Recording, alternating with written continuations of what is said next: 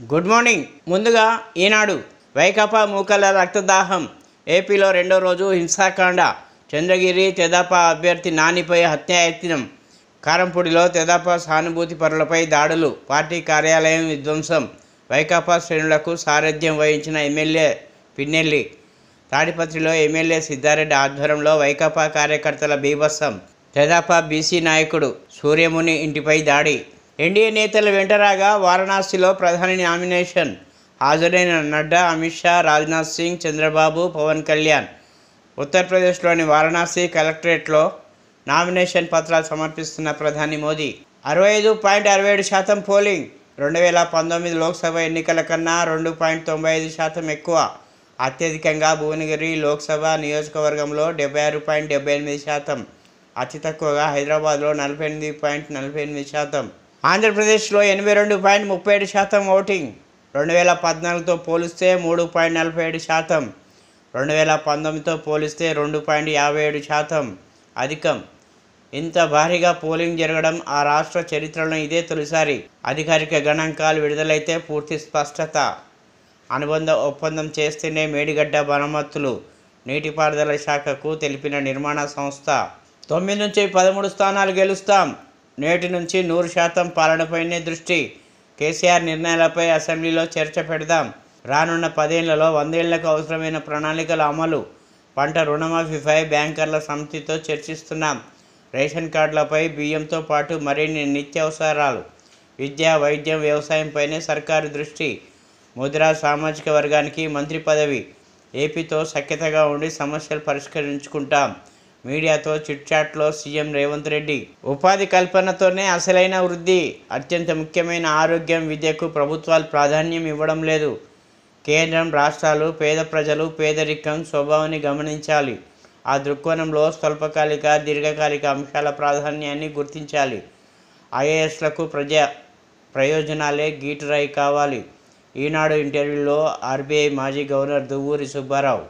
ఇప్పుడు సాక్షి. లోక్సభ పోలింగ్ 66.3%. 3.32 కోట్ల మంది. 17 స్థానాల్లో మొత్తం ఓటర్లు 2.20 కోట్లు. ఓటేసిన వారి సంఖ్య. తుది పోలింగ్ శాతం గణాంకాలు వెల్లడించిన సీఈఓ వికాస్ రాజ్. 2019 లోక్సభ ఎన్నికలతో పోల్చితే 3.6% పెరిగిన పోలింగ్. అత్యధికం భువనగిరి 76.78%. అత్యల్పం హైదరాబాద్ 48.48%. ఎవరి లెక్క వారిదే. లోక్సభ పోలింగ్ సరళి తమకే అనుకూలం అంటున్న ప్రధాన రాజకీయ పక్షాలు. మెజార్టీ సీట్లను సాధిస్తామంటూ ఎవరికి వారే ధీమాగా చెప్తున్న తీరు. ప్రజాపాలన వైపే ఓటర్లు మొగ్గు చూపారంటున్న అధికార కాంగ్రెస్. పోలింగ్ శాతం పెరిగింది కూడా అందుకే అనే ధీమాలో గాంధీ భవన్ వర్గాలు. త్రిముఖ పోటీలో తమకు మంచి ఫలితాలు వస్తున్నాయంటున్న గులాబీ నేతలు. కేసీఆర్ బస్సు యాత్రతో పోలింగ్ తీరే మారిపోయిందని వ్యాఖ్య. ట్రెండ్స్ అన్నీ తమ వైపే ఉన్నాయంటున్న కమలదళం. ఇక పట్టభద్రుల పరీక్ష. మండలి ఉప ఎన్నికపై BRS focus. Warangal, Khammam, Nalgonda MLC స్థానానికి 27న ఎన్నిక.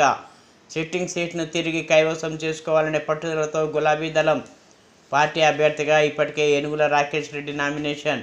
ప్రచార వ్యూహంపై దృష్టి సారించిన నేతలు. నేడు 3 జిల్లాల ముఖ్య నేతలతో కేటీఆర్ భేటీ. ఊరకుక్క దాడిలో చిన్నారి దుర్మరణం. వికారాబాద్ జిల్లా తాండూరులో దారుణం. 5 నెలల బాలుడి మెడ, కన్ను భాగంలో కరిచిన కుక్క. తీవ్ర గాయాలతో ఆసుపత్రిలో మృతి చెందిన చిన్నారి. తల్లిదండ్రులు ఇంట్లో లేని సమయంలో ఘటన. కుక్కని కొట్టి చంపిన కార్మికులు. ఇప్పుడు ఆంధ్రజ్యోతి. ఇల్లు లేదు, కారు లేదు, ఆస్తి 3.02 కోట్లు.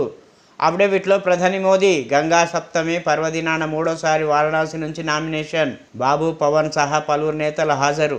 నామినేషన్కు ముందు గంగా స్నానం చేసి కాలభైరవుడిని దర్శించుకున్న ప్రధాని మోదీ.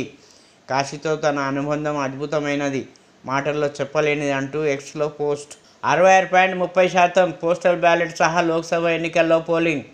ప్రత్యక్ష పోలింగ్ 65.67%. 76.78%తో భువనగిరి టాప్. 48.48%తో అట్టడుగున రాజధాని హైదరాబాద్. మొత్తం ఓటింగ్లో పాల్గొన్నది 2,20,24,806 మంది. అసెంబ్లీ స్థానాల ప్రకారం నర్సాపూర్ 84.25 ప్రథమం. జూన్ 4న 34 కేంద్రాల్లో ఓట్ల లెక్కింపు. సీఈఓ వికాస్ రాజ్. అసెంబ్లీ జోరు. లోక్సభకేది. శాసనసభ ఎన్నికలతో పోలిస్తే 8.56% తగ్గిన పోలింగ్. నాడు ఉత్సాహంగా ఓటింగ్, నేడు ఇంటింటి ప్రచారం అంతంతే. ఎండల తీవ్రత, విహారయాత్రలు, ఏపీ ఎన్నికల ప్రభావం కూడా. 2019 లోక్సభ ఎన్నికలతో పోలిస్తే 3.53% పెరుగుదల. కాంగ్రెస్లో బీఆర్ఎస్ విలీనం ఖాయం. రుణమాఫీ చేయకపోతే ఆగస్టు సంక్షోభం. అత్యుత్సాహంతో హామీలు, గ్యారంటీలు అమలు చేయకపోతే ప్రజలే కాదు సొంత పార్టీ నేతలు తిరగబడతారు. లక్ష్మణ్.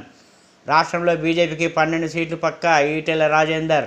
త్వరలో ఎస్ఎల్బీసీ సొరంగం తవ్వకం. నెలాఖరున పునః ప్రారంభిస్తామన్న నిర్మాణ సంస్థ. శ్రీశైలం వైపు నుంచి సిపిహెచ్ కట్టడికి చర్యలు ముమ్మరం. నవంబర్లో 2 వైపులా ఏకకాలంలో టన్నెలింగ్.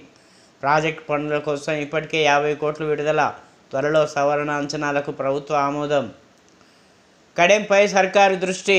5 గేట్లకు మరమ్మతులు. నేడు ప్రాజెక్టు వద్దకు కీలక అధికారులు.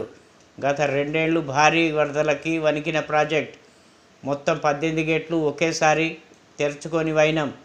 డిఎస్ఆర్పి సూచనపై దృష్టి పెట్టని గత సర్కారు.